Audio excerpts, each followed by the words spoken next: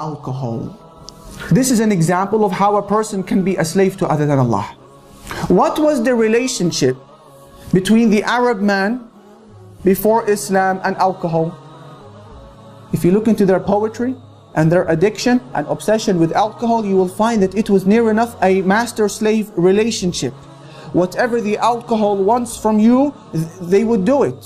Whenever the urge to drink would come, they would respond to it. The idea of alcohol formed their ambitions in life. It formed their outlook. It changed their vision. It changed everything. Whatever alcohol wanted from them, they would respond. So they virtually became alcoholics. People who were addicted to it. However, Islam has come and prohibited alcohol. Why? To ensure that your tawheed is preserved. To ensure that your slavery is to Allah and Allah alone.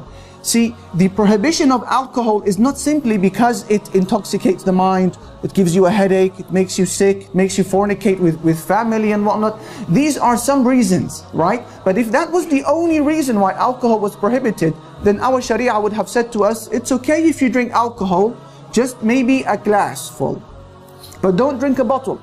Don't drink to a level where you will become intoxicated, correct? But we know in our deen that drinking a drop of alcohol and a bottle is the same.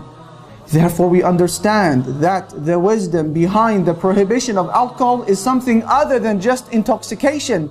It is fundamentally to preserve your tawheed, your oneness, the oneness of your worship to Allah subhanahu wa ta'ala, so that you don't become enslaved to it.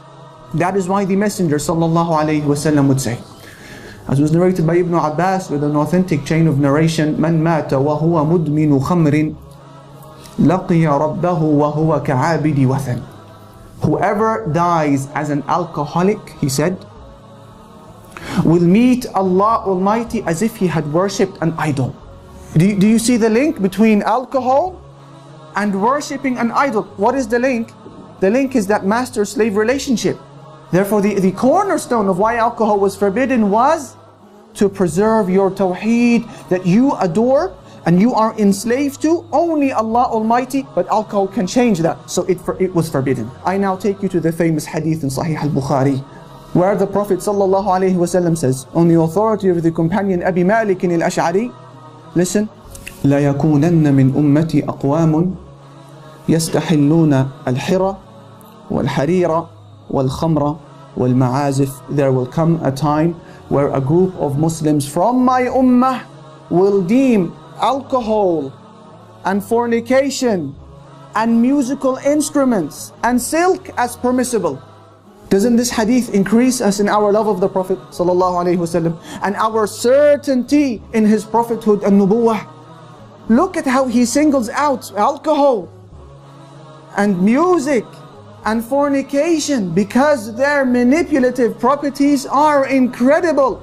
These are the tools of shaitan that he uses to move people away from the slavery of Allah to the slavery of man and the slavery of his desires.